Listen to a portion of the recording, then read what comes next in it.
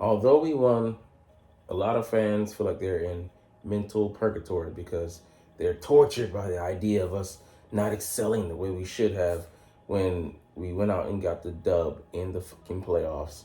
Played mistake-free football. We forced them into having 4 turnovers, 0 on our side. Even though we had a fumble, I think we recovered. I forget who did it, but I mean, Jalen Hurts plays mistake-free football, has for the past, I think, several games, and we are up in odds, up at odds, up in odds. Uh, Anyways, we're in turmoil over this. Running the ball like we never thought we would have. Taking care of the football like some people who used to point out his so many turnovers over so many games over two seasons. Yet here we sit on the precipice of having another opportunity to go back to the NFC Championship game, and all we can talk about is him not being showing enough pizzazz in the passing game. Golly, man, let's get into why it wasn't his fault. The passing game didn't excel. Why he didn't do as bad as you think, given the commentators and the people on YouTube that push certain agendas, and why you need to learn football and shut the up and be patient with our approach because it's still winning football. Anyways, let's get into it. What's up, it's your boy Citron. Come back at you with another analysis video to kid you not. That's my real name. Eagles Packers film review. Jalen Hurts didn't play particularly well, and I argued that point, but he didn't get much help from offensive design because he still went out and completed 13 of 21 passes. I think was it 67% completion rate. Had 2 tutties, and no interceptions, no fumbles, no turnovers. Anyways, let's get into it. Yeah, I agree with them. You don't love the strategy, but they're playing risk adverse football. We could do more, but we just thought that was good enough to win, and that's what we went with. To be honest with you, it's a bit arrogant, but the results show that they didn't have to. So, all right. Anyways, here, you look here and see that Jalen Hurts uncovers, and the Packers' strategy is just to contain him, cage him in, rate him in, and I'm fine with that, because he gets a chance to set the pocket.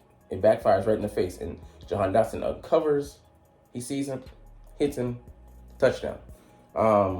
So that strategy, if you're gonna let him sit in the pocket, have his time, worried about him getting upfield, there's not that much field to worry about to begin with. Hey, I'll let him, I'll support Jalen fully, getting comfortable, having a latte, kicking his feet up, and then finding the open receiver.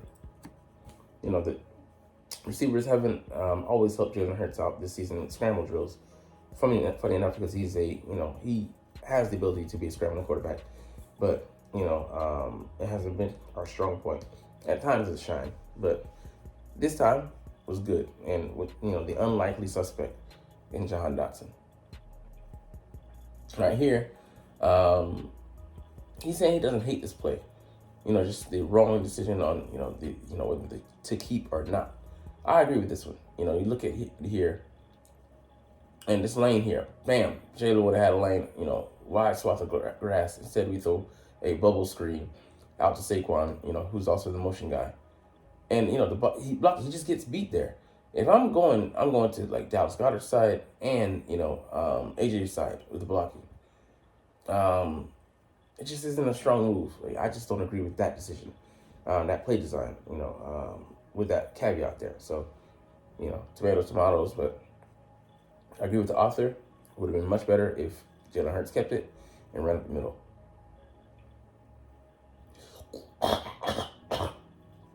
Excuse me. All right, having Goddard in the run game definitely works, and it finally clicked for me. Pin pull. I'm thinking of something else. One person doing the same action or doing both actions, but it's more about 2 people doing 2 different things, pinning the players and then having the guards pull. So I'm thinking too much of a technique of one person and like judo or something like that. All right, anyways, here we pull linemen excellent here in Philly. I mean, you can see them and they're pinning them, and boom, Saquon has a cutback lane, cuts back again, excellent. But what killed me here was, man, if AJ, okay, get that dude, hustle back up here, bam, Saquon might have been off to the races, man.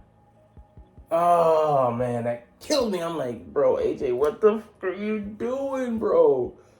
Oh man, it is what it is, though, man.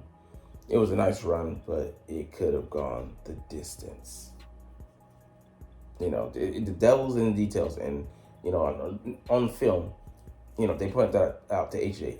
Man, he's gonna be like kicking himself. All right, counter read here, beautiful. This is what we get in the run game with Jalen being the extra piece. You know, they go this way, everybody goes that way, boom, and he's out the gate, out the back, has enough space to run and then slide. You know, like, I love that he slid in traffic. You know, with guys all around him, and man, it just, you know, you see here, like you said, everybody going that way, and 52 Rashawn Gary is just put in a conundrum. What does he do here? You know, he's go. You know, the guy is too late. He's already flowing. You know, Jalen catches him. He runs right past him. Right past him. You know, just excellent design and putting that defender, the unblocked defender, in a conundrum. What do I do here? I break down. Do I chase the back? Do I chase the runner adjacent? He was kind of in a triple option. You got to make quick decisions on your feet, on the fly, and you know he made the wrong one. He's a good defender, but you know he just got caught up. All right, here, you know, like this is sad because he's hit, you know, Saquon on, you know, at least 2 touchdowns, one in Green Bay and one in Jaguars game on a wheel route. So here we can see Saquon, you know, due to Dallas Goedert's, you know, kind of rub route, he's ISO'd, but by the time, you know, he breaks free, Jalen's already off of him. So if you go back and see here, like Jalen, let's see, 1, 2, 3, okay, he hit him. Now he's already like making that decision to run to his right, scrambles out, has to throw the ball away. Yeah, I think Jalen is definitely being coached to be risk adverse, and that takes away from part of his game as far as you know, him taking some of those shots. And I think it was a low percentage completion, but you know, high risk, low reward. So I mean, no, sorry, low reward, high reward, low risk. Sorry, I'm fudging it there, but he's already hit, you know, him on that play. But we were just going in, and I agree with the assessment. It's come somewhere, but that, you know, our defense is going to hold them to, you know, a low score, and we're going to be able to outscore them with the game plan we implemented, and that was just it, you know. So I mean, you can't argue with the results, like I said, but you just wish they would push to be a little bit more dynamic and not force the issue, just to force the issue because you don't want to be on the other side of the spectrum. Jordan Love, who's just giving the ball away for free and kind of on his defense to hold. I mean, just putting them in a hole. And once you do that enough, the dam breaks, and, you know, Philadelphia was just able to capitalize. All right, here, 0 blitz. This sucks. Yeah, like you said, the play design here. Saquon is covered by the man that he knows is going to be blitzing, and you still send him out there anyway, you know, on this running back screen. So the guy that's blitzing goes with Saquon. We're like, there's nowhere to go. Like, instead of doing that, having someone out here in that area, you know, exposed area, where they come with the blitz, I don't know. So you can see, like, you know, here, having someone curl into that area. Where do they go with the routes? Everybody's upfield. Like, there's no really outlets there. I don't know if that's a receiver or not, but he should have been turned around, exploiting that area. You know, I just want to kind of go back and see if that was a receiver.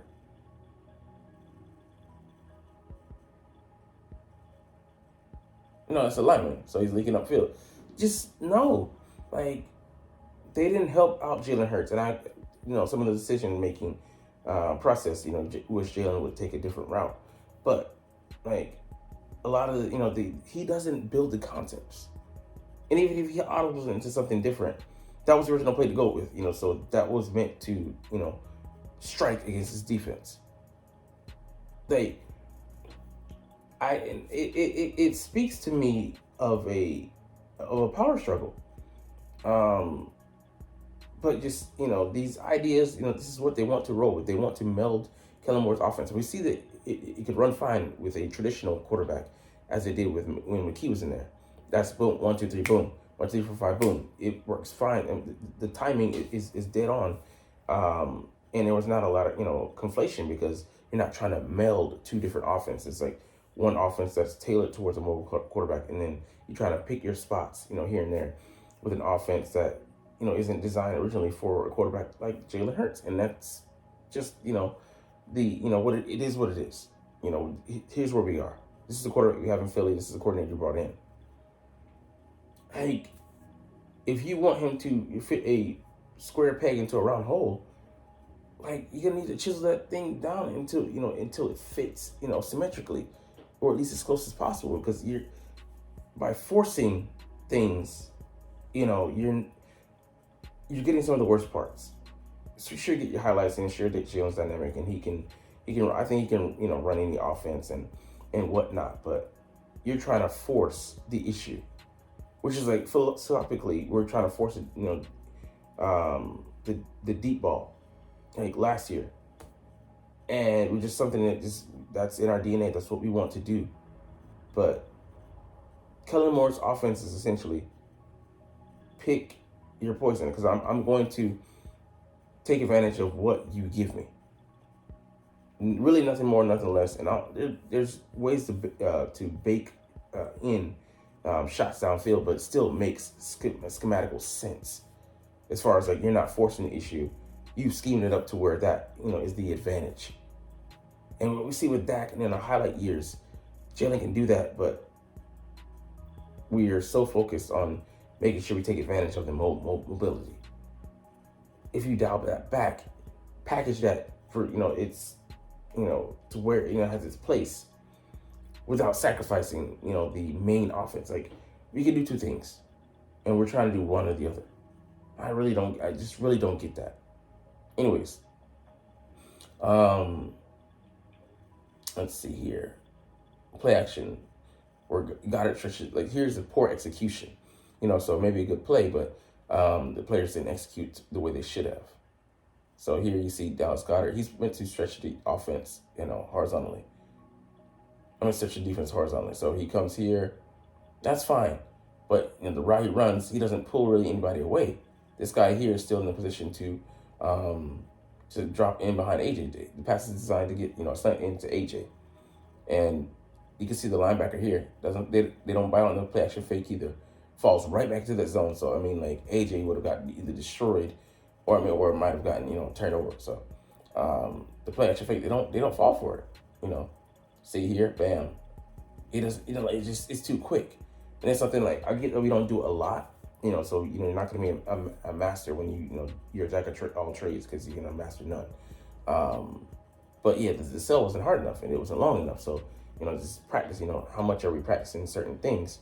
I get it. You're not going to execute everything perfectly, but, to some degree, like that cell, by Dallas Goedert at the bottom needs to be better. So it wasn't just Jalen Hurts. It was, different guys. It even showed, like, I think this film study, some of the sacks, pressure up the middle that we allowed, could be a lot better, and we still dominated the Packers. Well, I'll put that, in our film study tomorrow, up to our, charge it to our defense. And here's a staple, timing. So, like, what is going on here with the timing of this drop? You can see Jalen Hurts. It's a 5-step drop. 1, 2, 3, 4, 5. Bam! You got to hit AJ right there. But just as a timing issue. And it hasn't been just, a one-off. It's been, a constant thing where the drop, why is it a 3-step drop? But then if it's a 3-step drop, AJ's not ready. So it's like 1, 2, 3, bam. He's still, like, going in the route. So he's going off of it being a 5-step. But then Jalen, him, those two are on the same page. Because Jalen takes that extra hitch. And by the time he gets the ball in his hands, it's a hospital ball. You know, you put AJ in a severely disadvantageous position receiving that ball, and prepare to send him to Lakewood Hospital. You know, so just gotta work on that kind of stuff. So partially design, but I mean, why is it the confusion there, or is it just the execution? If to me it just looks pretty like the execution, but the design is what I've seen that throughout the course of the season. I agree with the author. Like, why is that such a constant issue? Right here, what are we looking at? Yeah, this disturbs me. So like, this also has been a constant thematic issue throughout the season. The disjointedness of the offense, and it's not a one-off as far as like the coordinator either. Last year we saw this very same issue, sequencing. You'd be doing something here and you pick something random. You do something well and you don't come back to it. You don't build upon it. Like, where is the connectivity throughout this offense? Like, it's disturbing. Like, you're like, what the hell? Like I said, again, it smacks of a power struggle. No, I want to do this. Well, I want to do this. Well, I'll give you a little section. You do that. But then we're going to do my shit too. Like, bro, we're all of one team. We're on the same team. I'll be pulling in several different directions, man. Let this man fucking cook. Like, when you saw OTAs, precision. The offense was might have thought I was 12 years a slave, because that shit was humming. But it's been what it's been, man. So anyways, here they run two different, after 3 straight runs, going to empty set, just no connectivity, and of course they knew where to be. Then nobody's gonna uncover if I know where you're gonna be, conceptually what you're gonna do, because you just ran the ball, and this has nothing, no play action, no nothing. Like, it just doesn't make sense. You put him into a bad situation where he's trying to wait for somebody to come open. I'm hoping somebody comes open, and nothing happens. And they get, I think, one of the 2 sacks they had in the game. Just doesn't make sense, man. So, this is crazy to me. So last year, he had the lowest expected completion percentage in the NFL. It was 4th in completion percentage over expectation. This year, 5th lowest expectation completion percentage, and the highest completion percentage over expectation. So he can do it. He can make the difficult throws. Just hasn't being asked to do them. 0, big time throws in his last 7 games, and only 2 turnover-worthy plays. But yeah, like I said, this is banking on just having defense with the game. We're playing like a small ball offense, like an offense like bereft of weapons, when we're the opposite, the complete opposite. Right here, you see exactly what we're talking about. And then here's, again, killing that narrative, talking about Jalen can't throw over the middle. Here, excellent sell. Look at the route. This route deep, pulls away naturally, schemes the wide receiver open. Devonta Smith running, wide open. He's running where? Over the middle of the field. Jalen throws him the ball. He cuts up. Something we can easily do, execute. Play action sell. Sucks up the linebackers. Creates that space in behind them, and bam. There we go. Unison. Everything working, in conjunction. And we can't do this on the regular? That just kills me. And then, like, here, perfect answer to 0 blitz. Like, what you want to see above on the other blitz, 0 blitz, having an answer there, and then, taking advantage of your personnel. Getting him matched up on this corner here. He bullies him all the way to the fucking end zone. He denies him like he's Peter 3 times. No. I don't know you, Lord. I really don't know you, Lord. That killed me. All right. And you got AJ on the escort, the block there. Perfect personnel. Instead of going to small guys upstairs, which we did a mistake.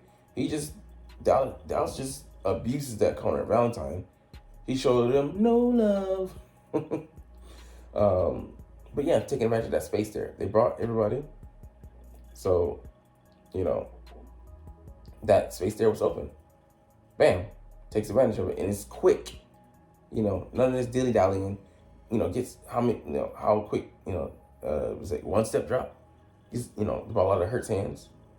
One, bam, and then Dallas used to do a lot of those. I mean, just why we can't hit on some of those?